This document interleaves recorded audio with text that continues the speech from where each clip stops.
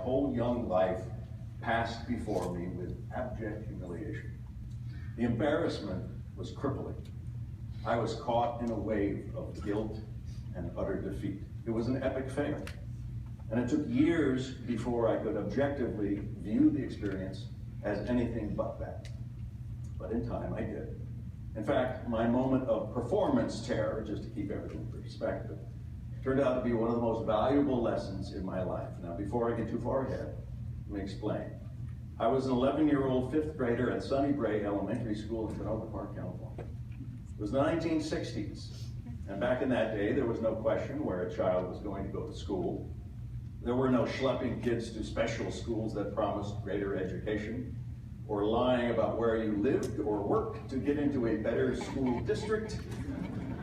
It was a simpler time. When you walked or rode your bike to school, that was closest to where you lived, and that was it, period. Kids had a lot more personal freedom back then, and this generation of grade schoolers, and Sunny Brae was only a little shy of a mile from our modest tract house on McNulty Avenue, and so that was my daily commute. Now, 1967 was very tumultuous in American life. Race riots were common in the news as the ruling class white people had to come to terms with the landmark legislation known as the Civil Rights Act of 1964, a law that had the audacity to demand that people of color deserve equal access to schools, restaurants, buses, and every other way of life that had been denied to them for an embarrassingly long time. The Vietnam War was in full steam as we listened to Walter Cronkite reveal that day's body count to us every night on television with such palatable finesse that we slowly became desensitized to our own humanity. Yeah, a simpler time? Was there ever really a simpler time? Locally in the San Fernando Valley, we frequently had smog days. In the warm months where air qualities were deemed too dangerously high and outdoor activities were restricted. A smog day was our version of a snow day. And despite the warnings, we would go out and play, and we'd make smog angels. People who are transplants from back east will go, how do you make a smog angel? It was also a tumultuous time in my family life as well. And though I did an excellent job at distracting myself from what was going on at home, the dismantling of my family, my father was becoming scarcer, my mother becoming depressed. In retrospect, the disintegration of the family unit could not have come at a worse time.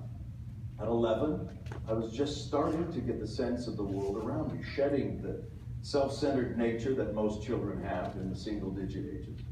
I was accepting with curiosity and excitement that I would become an adult and have a job and a car and a house. Although the idea of eventually having a wife and a family one day, still that concept eluded me. So seeing my mother's loneliness take hold and not seeing my father very much anymore was jarring.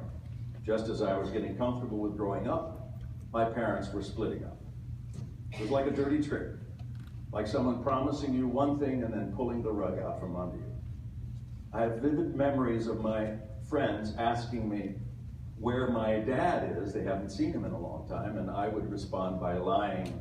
Oh, he's been working every day, but he comes home at night and he wakes us up and we play a lot. That worked for a while. Even I started to believe it. My brother, Kim, 2 years older, and I were never told why our father left. By our father or our mother. He just did. My sister, Amy, is 7 years younger than I am, so she didn't know what was going on. At the time, I thought she was the lucky one. I don't think that's true now. As I write this, it makes me sad that as a child, we were forced to live in ignorance, or denial, or lie about our lives. But if there's a silver lining, I have great empathy for those who were put into emotionally deprived positions at a young age, or worse, experience physical abuse. I'm well aware that my personal story pales in comparison to others. Yet it's not a competition to measure whose childhood was worse. The only reason for reflecting back on hard times is to mend the wounds and make the necessary corrections so that the abuse doesn't continue. By the time I left grade school, I wasn't filled with hope and excitement as I thought I would be going into junior high school.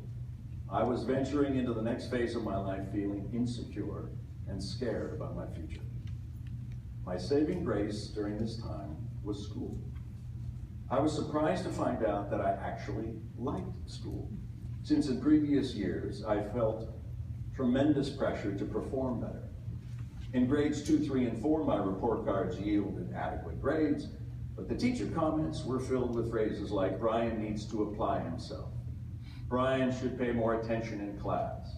Bryan is often goofing around and disruptive. Bryan spends too much time daydreaming. Does that sound familiar? Now, in retrospect, I think I was dealing with an undiagnosed ADHD condition.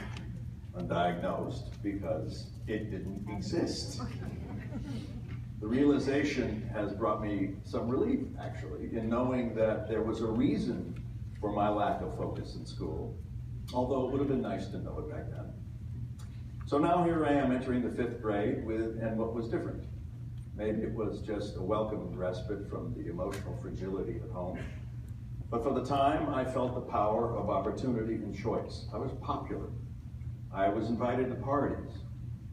I was asked to run for student body president. I was a good athlete. Not great, just good. I had visions of grandeur that one day it allowed me to fantasize that I'd become a Major League Baseball player. Later on in high school, I realized that I lacked one key component to reaching that goal: talent. But this was elementary school, where my athletic ability wasn't yet challenged by those more gifted than I. In grade school, I had a flair for theatrical expression, an ability that lay dormant for years, formative years, but later I would come to depend on in my career. School became a sanctuary.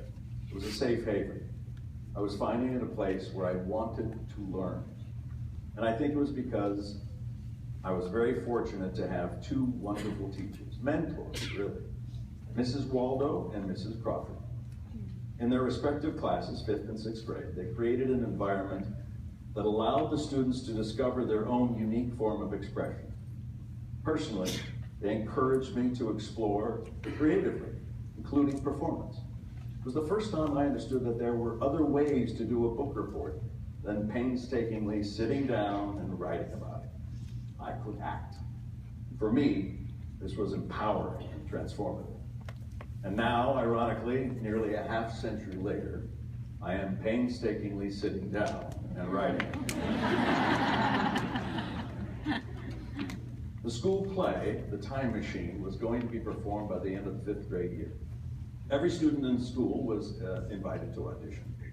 And this was a given for me because 2 years earlier, I had seen my brother perform the lead role and was blown away by his ability. Now, there are two tenets in all school plays that need to be followed. One is that there should be a plethora of roles for all the students who want to audition as possible, and that it contains some educational component. Kim, my brother, won the lead role as Professor Flipnoodle, the machine's wacky inventor, which provided scientists and educators a portal to go back in time at seminal moments in our country's and our world's history. Kim had donned the character's fire-red curly wig and became a different person up there on the auditorium stage than I had known him in our lives. It was remarkable. I knew that I wanted to wear that wig too, and have some feeling of command that Kim had. This highly coveted role had to go to at least a 5th grader due to the amount of memorization that the starring role demanded. The time arrived for my audition, and while I can't remember the exact details of it, it went well. I got the role, and the wig was mine. There were 2 performances scheduled. One show during the day for the student body and teachers, and one at night for parents. I worked really hard at memorizing the text and felt confident that everything would fall into place. I remember reasoning with myself that doing a play was just like an oral book report, just longer. I could do this. With the red curly wig and as my thinking cap talisman, I breezed through the afternoon performance before my peers, winning cheers and applause.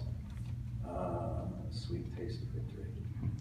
During a break, a castmate suggested something to me that he thought would be very funny to say for the evening performance. Now, I need to preface this just a little bit for clarity before I get to what he said. In the 1960s and 70s, in Southern California, those who are of age and were here during that time will remember this. There were several department store chains, like there are now, and a particular chain was named the White Front. Remember the White Front stores? Yeah. They were ubiquitous, just like the Target stores are now. And this information now will make more sense. So he says to me, "Hey Bryan, wouldn't it be funny if instead of saying, after finishing the Gettysburg Address, President Lincoln will head back to the White House, you said, President Lincoln will head to the White Front." Wouldn't that be funny?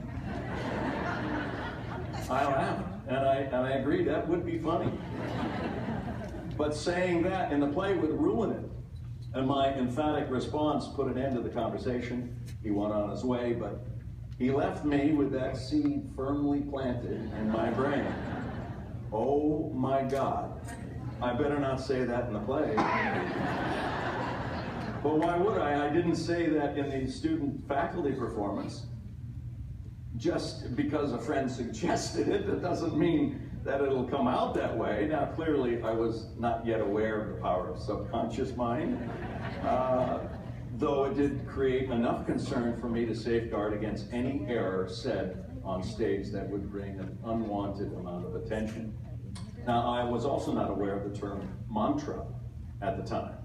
So I was operating on just pure instinct when I thought of whatever it was. Something guided me to develop a repetitive statement that would ensure such a gaffe would not be uttered. So I thought I was pretty smart when I came up with a phrase, which was quite simply, "Don't say white front. Don't say white front. Don't say white front. Don't say white front." I drilled that into my head like I was learning my lines. I was feeling very confident. Now we all know where this is going. But stay with me a second to try to put yourself back into your 11-year-old self.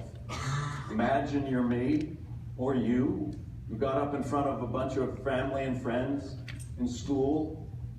You have a lead in the play, or you're singing in the chorus or something, and it's your turn to shine. You've got the attention that you crave for something that you work very hard to achieve. That life-shaping moment in a child's life. Of course, none of that's going through your mind or body. You're just trying not to faint, but to somehow find the courage to confront the performance anxiety that nearly everyone has to a degree. Sorry, you with me? You right there? Can you see yourself as 11, focused and determined? The play is going well, you're building confidence with every correct word you speak, every rehearsed move you make, and then it happened. As I stood there on the stage in 1967, in my Professor Flipnoodle flaming red wig, performing my heart out before my mother and brother and grandparents, I don't remember my father being there, I came to the part of the show dealing with the strife of the Civil War, and with clear authority pronounced that after finishing the Gettysburg Address, President Lincoln will head to the White Front.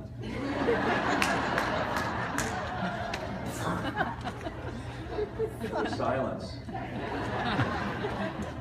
I seized up immediately. I knew what I had done. Did they hear it? Maybe they didn't hear it. Maybe God stepped in at the last moment and saved me from that. That was not the case. And what was literally a moment of silence became a tsunami of laughter. It was deafening. Sheer volume ricocheted off the acoustic walls and ceiling tiles like bullets. 3 or 4 men were in the aisles, doubled over in painful, uncontrollable hysterics. And you can imagine, we've all been to student plays when they're little ones, and you see your child as a tree or something, and They're boring, they're horrible. All you're waiting for is to see your own child and take a picture. Other than that, you just, oh my God, it's awful. So you can imagine how I relieved everyone of their boredom. A few friends of mine on stage with me were so overcome with laughter that snot flew out of their mouths. Everything came to a standstill. I was paralyzed with fear and embarrassment, ashamed that I had caused such an eruption of unwanted joy aimed at me like 1,000 daggers being thrown from the audience. My breathing became shallow, like a panting dog. I felt numbness in my face. The sensation was just like when I once had to have some teeth pulled and I was coming out of general anesthesia, and on the ride home everything seemed to be in slow motion. Speech was distorted, faces were misshapen. It was weird and a bit scary, and on stage, that moment, it was like reliving that experience times 1,000. I was alone. Everybody was looking at me like you are now. I was a clown. I was a punchline to a joke. I messed up something bad, real bad. I managed to look backstage over to Mrs. Waldo, who naturally could barely contain herself either. And yet she was smiling and indicating, go on, go on. It took a few minutes, I suppose. It felt like an hour before things finally calmed down and it was possible to continue. I thought about what I should do, and then for some unknown reason, a brilliant idea came to my head. I took a deep breath and said the line as it was written, as it should have been recited. After finishing the Gettysburg Address, President Lincoln will return to the White House. My brilliant idea, however, turned out to be a huge mistake, because all it did was remind the audience of the white front. Go to the white front. Pick up some towels. It started another chain reaction of laughter, in many ways more painful than before. It was rolling, infectious, deep, guttural laughter, men and women wiping away copious amounts of tears off their cheeks, nearly choking on their own convulsions. The incident was not only still funny, but now it had history. Now, like your favorite joke where you start to recite a few couple lines and you smile because you remember how funny it was, that's what I was reliving. My failure could become fodder for the next cocktail party. Hey, we just saw our daughter's school play where she was a pilgrim and a Christmas tree. But the kid who played the professor screwed up his lines and said the funniest thing. Or maybe even turning my name into a verb, symbolizing all disastrous performances that would be attributed to me. The actor stumbled his way through the play in an epic Cranstonian fashion that would leave a permanent scar on the theater world. Now, standing there, I was forced to endure the sequel of my faux pas. I was no longer stunned, I was angry. I wanted to scream, I said it correctly! I was too mad, and had far too little life experience to be rational about it, or try to see it from their point of view. I couldn't understand why they wanted to continue to punish me. I thought it was mean. And I was caught in an inextricable shame spiral. I had to wait a considerable time before I could start up again. I thought about walking off stage, but somehow I knew that doing so would make things worse. Eventually, the room settled down, and I started anew. This time, I plucked out a line from somewhere I knew that was after the now unspeakable words about President Lincoln. I spoke quickly and pushed through the play. Though there were a time or two when I can hear titters throughout, I imagine people were anticipating my next mistake, so they could have another good laugh at my expense. Finally, mercifully, I should say, it was over. In the end, I was bitter. and I was upset on so many levels. I was inconsolable. And then the worst part, after the play, when every single parent came up to me and said with such glee in their faces, "Thank you for making this night so much fun." The ripple effect of that night caused a callus to form over my spirit. I became introverted, quiet, cautious, no longer a risk taker. It was too dangerous. I remained that way through junior high and high school. I was a wallflower. Now granted, my parents' divorce may have probably contributed to my state of insecurity, or perhaps the white front experience exacerbated my already tenuous emotional well-being. But either way, I was not the person I thought I was supposed to be during those years. Something had to change, and it did. Ironically, it was being introduced to the theater department at Valley Junior College that forced me back out of my shell. Cast was broken and I felt free. Not exactly, but it wasn't that easy, but I thought it sounded pretty heroic when I wrote that. It's strange how things work out. I was just starting to adjust to the quieter, shyer me when acting changed all of that. Acting classes became my therapy sessions, a safe place to work out the insecurities and demons that were holding me back. One of the first things you learn when you go to acting class is that you need to open yourself up emotionally to become any good. Those unable or unwilling to do so are destined to fail at the craft. So if I was to succeed, I needed to be vulnerable in class. And acting turned out to be my salvation. For reasons I still don't know, I was eager and willing to bare my soul in the art form. It's cathartic for me. Though if I'm really honest, it's less successful in my vulnerability in my real life. I can recognize the unappealing traits I have within me, but working them out of my system permanently has proven to be more difficult, and I remain a work in progress. I thought that the white front experience was going to scar me for life, and it didn't.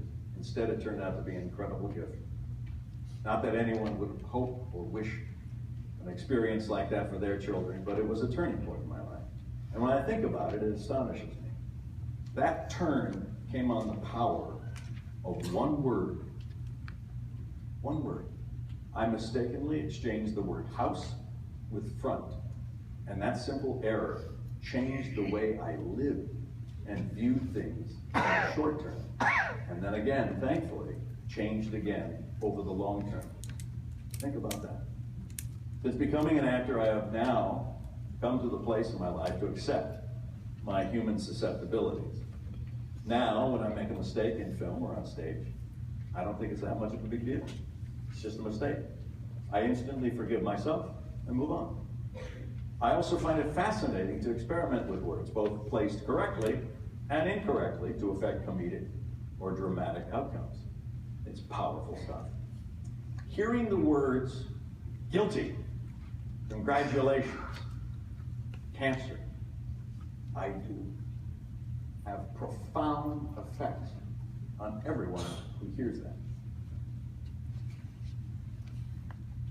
My 11-year-old Professor Flipnoodle self learned a respect for language that day that could not have happened were it not for my guffaw. Little did I know that language was alchemy. One word could start a romance or could start a war. And on that day in 1967, in front of a packed auditorium of family and friends, I learned the distinction between the words humility and humiliation.